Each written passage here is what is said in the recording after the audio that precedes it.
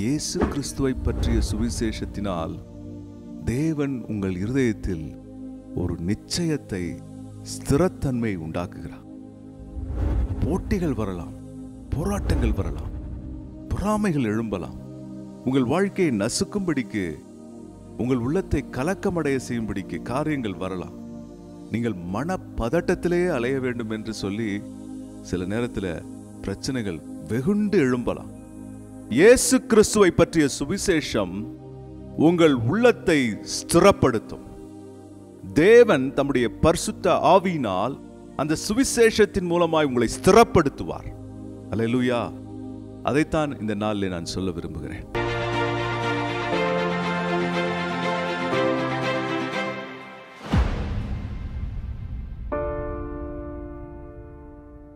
கர்த்தருக்குள் பிரியமானவர்களே, உங்கள் யாவரையும் ஆண்டவராகிய இயேசுவின் நாமத்தில் நான் வாழ்த்தி இந்த செய்திக்கு நான் வரவேற்கிறேன்.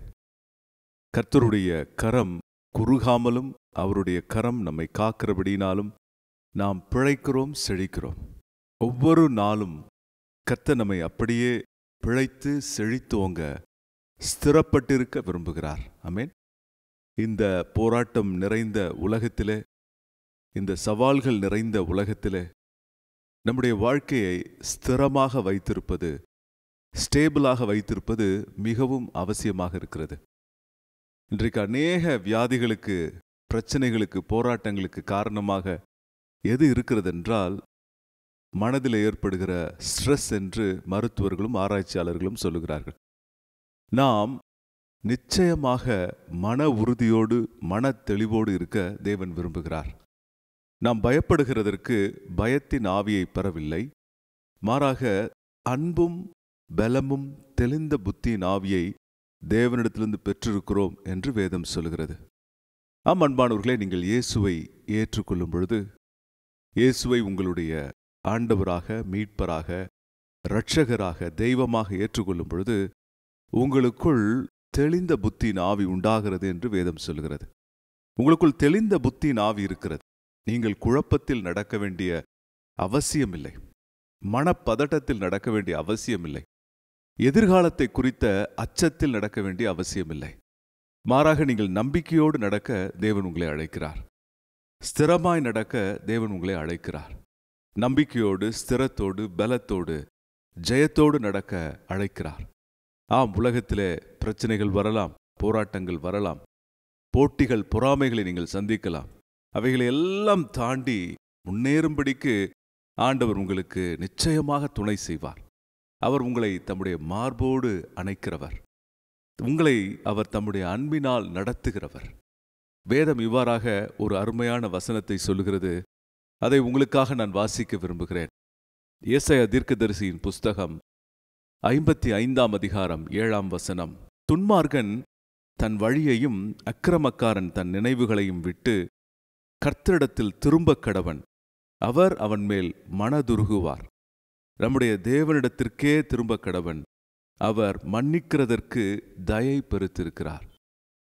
பல வேளைகளிலே அக்கிரம சிந்தைகள், கோபத்தின் சிந்தைகள், எரிச்சலின் சிந்தைகள், பயத்தின் சிந்தைகள் நம்மை உள்ளத்தை கரைப்படுத்தி விடுகிறது.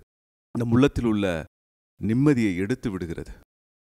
இந்த உலகத்தில் நாம் வேலை செய்யும் பொழுது, நம் படிகளை ஆற்றும் பொழுது, நம் பிள்ளைகளை வளர்க்கும் பொழுது, குடும்பங்களை நடத்தும் பொழுது, அநேக காரியங்களை செய்யும் பொழுது போராட்டங்கள், பண கஷ்டங்கள் நம் உள்ளத்தில வேதனையை கொடுத்து விடுகிறது. ஆகவேதான் ஆண்டவர் சொல்லுகிறார், நீங்கள் ஒருவேளை உங்கள் உள்ளத்தில வேதனையோடு இருந்தால், நிச்சயமற்று இருந்தால், பயத்தோடு இருந்தால், ஆண்டவர் உங்களை பார்த்து சொல்லுகிறார், என்னிடத்திலே நீ வா, என்னிடத்திலே திரளான சமாதானம் உண்டு, நான் என்னுடைய சமாதானத்தினால் உன்னை திருப்திப்படுத்துவேன். ஆகவேதான் இயேசு சொன்னார், வருத்தப்பட்டு பாரம் சுமக்கிறவர்களே, நீங்கள் எல்லாரும் என்னிடத்தில் வாருங்கள், நான் உங்களுக்கு இளைப்பாறுதல் தருவேன். இளைப்பாறுதலை கொடுக்கிற இயேசு. அல்லேலூயா. இளைப்பாறுதலை கொடுப்பார். உங்க உள்ளத்துல நிம்மதி கொடுப்பார். உங்க உள்ளத்துல தம்முடைய வற்றாத ஜீவ நதியாகிய பரிசுத்த ஆவியானவரை கொடுத்து உங்களுக்குள் ஒரு நிச்சயத்தை உண்டாக்குவார்.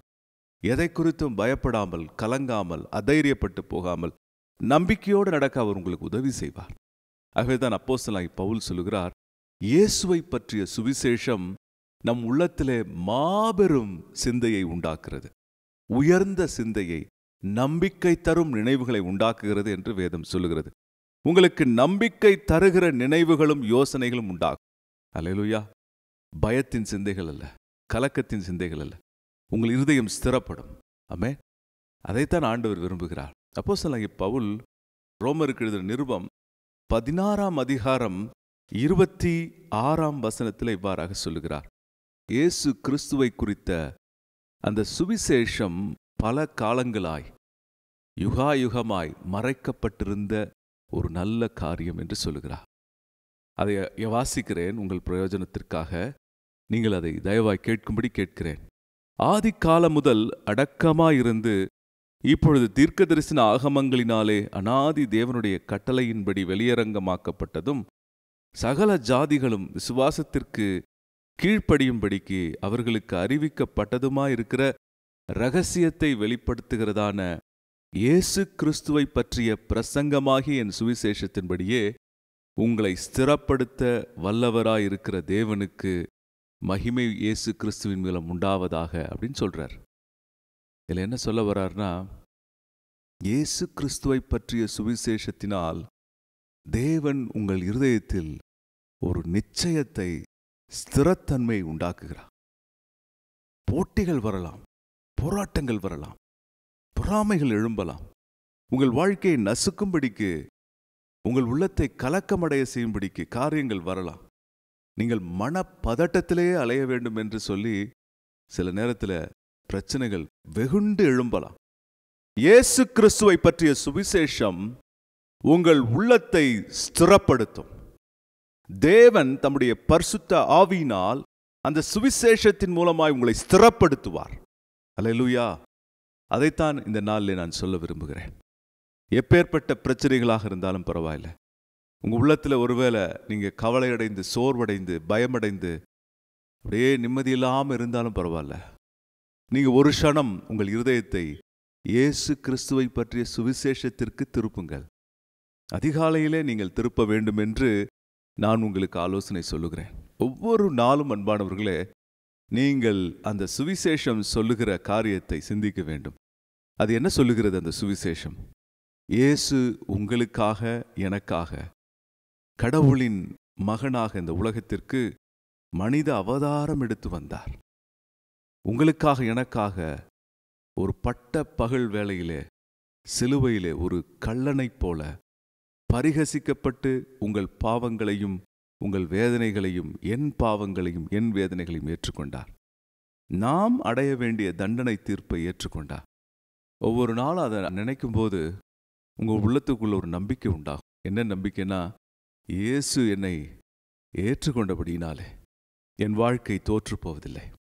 இயேசு எனக்குள் இருக்கிறபடினாலே நான் ஜெயம் பெறுவேன். இயேசு எனக்குள் இருக்கிறபடினாலே எனக்கு மனப்பதட்டம் இருப்பதில்லை. இயேசு என்னோடு இருக்கிறபடினாலே என் பிள்ளைகள் நன்றா இருப்பாங்க, என் எதிர்காலம் நல்லா இருக்கும். அப்படிப்பட்ட நம்பிக்கை உண்டாகும். அல்லேலூயா. இயேசு கிறிஸ்துவை பற்றிய சுவிசேஷம் உங்கள் இருதயத்தை ஸ்திரமாக்கும். தேவன் அதை செய்வார். காலையிலும் சரி, எப்பப்பெல்லாம் முடியுமோ சிலுவையை நினையுங்கள். இயேசு சிலுவையிலே உங்களுக்காக செய்து முடித்ததை நினையுங்கள். ஒரு கல்லனைப் போல தொங்கினார் உங்களுக்காக. அவருடைய தலையில் முள்முடி அடிக்கப்பட்டது உங்களுக்காக. அவருடைய கைகள், கால்கள் ஆணிகளால் அடிக்கப்பட்டது எனக்காக, உங்களுக்காக.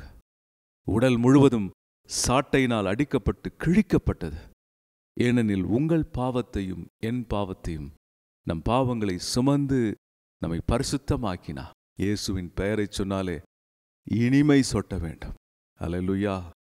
நீங்கள் அதை நினச்சி பாருங்க, உங்கள் மனசில் உள்ள கஷ்டம்லாம் போயிடும். ஒருவேளை சார் என்னால் அப்படி நினைக்க முடியல, என் பிரச்சனை ரொம்ப பெருசாக இருக்குன்னா கொஞ்சம் டைம் எடுத்து நேரம் ஒதுக்கி இதை செய்யுங்க.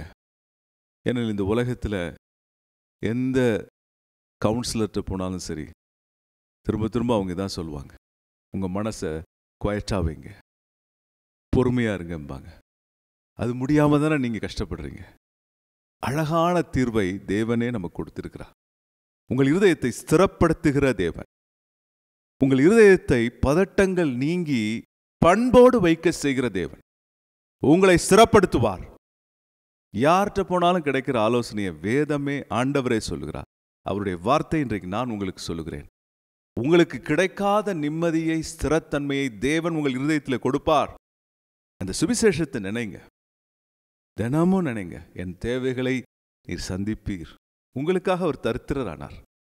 உங்களுக்காக அவர் தரித்திரரானார். அவர் ஐஸ்வர்யவான், உங்களுக்காக தரித்திரரானார். உங்களுக்கு செழிப்பு உண்டு. நீயோ கடன் கொடுப்பாய், கடன் வாங்காதிருப்பாய். கடன் வாங்காமல் இருக்கும்படி ஆண்டவர் செய்வார். நீங்க கேட்கலாம், எப்படி நான் இன்னைக்கு கடனை நினைச்சு பயப்படுறேன், எதிர்காலத்தை நினைச்சு பயப்படுறேன். அந்த பயத்தை போக்கும் விடையை நான் பேசி கொண்டிருக்கிறேன். காலையில் கொஞ்சம் நேரம் எடுங்கள், அவரோடு தனிமையில் செலவிடுங்க. அவருடைய சிலுவையை நினைங்க. அவர் உங்களுக்காக அவமானப்பட்டதையும் நிர்வாணப்பட்டதையும் அலங்கோலம் அடைந்ததையும், அவர் சிலுவையில் ஒரு கிரிமினலை போல தொங்கினதையும் நினைச்சு அவரை ஸ்தோத்திரம் பண்ணுங்க. அவர் உயிரோடு எழுந்ததை நினைத்து உங்கள் உள்ளத்திற்குள் நீங்கள் சந்தோஷப்படுங்க. நீங்களும் உயிரோடு எழுந்துட்டீங்கன்னு சொல்லி நம்புங்க. அதுதான் சுவிசேஷம். அதுதான் சுவிசேஷம். அது உங்க உள்ளத்திற்குள்ள ஒரு வைராக்கியத்தை கொண்டு வரும்.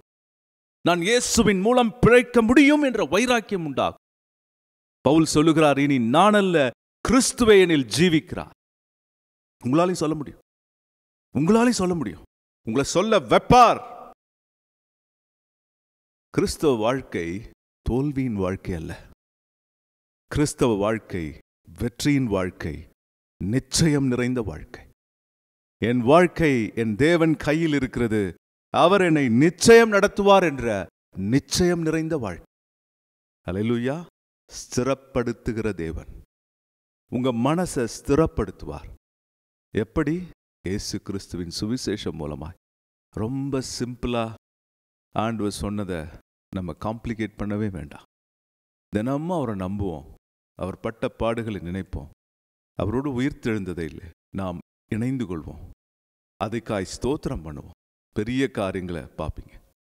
கவலைப்படாதீங்க. ஐயோ என்ன செய்வேனோ என்று நினைக்காதீங்க. துன்மார்கனுக்கு ஆண்டவர் என்ன செய்கிறார் என்றால், மன்னிப்பு கொடுப்பதற்கு அவர் தயை பெருத்திருக்கிறார். உங்களுடைய கவலைகள், குற்றங்கள், அக்கிரமங்கள், தவறான எண்ணங்கள், கீழ்ப்படியாமைகளை அவற்றை விட்டு கொடுங்க. சிலுவையின் இரத்தம் உங்களை சுத்தமாக்கும். ஆமென். உங்களுக்கு ஒரு நிச்சயத்தை கொடுக்கும். நீங்கள் இயேசுவின் பிள்ளை என்ற உணர்வை உங்களுக்குள்ள ஏற்படுத்தும். பரிசுத்த ஆவியானவர் செய்வார். ஆமென். இயேசு கிறிஸ்துவின் சுவிசேஷத்தின்படி உங்களை ஸ்திரப்படுத்துகிற தேவன். ஆமென். நாம் ஜெபிப்போம். அன்பானவர்களே, என்னோடு கூட நீங்கள் ஜெபிக்கிற வேளையில் உங்கள் உள்ளத்தில் இன்றைக்கு கலக்கங்கள் இருக்கலாம், வேதனைகள் இருக்கலாம்.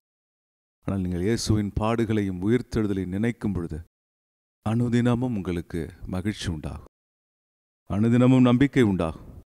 ஆண்டவரே, உம்முடைய சுவிசேஷத்தின்படி எங்களை ஸ்திரப்படுத்தும், உம்முடைய சுவிசேஷத்தின்படி எங்களை பலப்படுத்தும். நீர் அப்படி செய்கிறபடியால் நன்றி. இதை பார்க்கிற ஒவ்வொருவர் வாழ்க்கையிலும் இருந்து கண்ணீர்கள், கவலைகள் விலகி ஓடுவதற்காய் நன்றி. எல்லா விதமான ஆண்டவரே வேதனைகள் நீங்குவதற்காய் நன்றி. அன்பானவர்களே, உங்கள் உள்ளத்திலிருந்து வேதனைகள், கண்ணீர்கள், துக்கங்கள் விலகுகிறது, பயங்கள் விலகுகிறது, அச்சங்கள் விலகுகிறது. கர்த்தர் அவைகளை மாற்றி போடுகிறார். கர்த்தர் அவைகளை மாற்றி போடுகிறார்.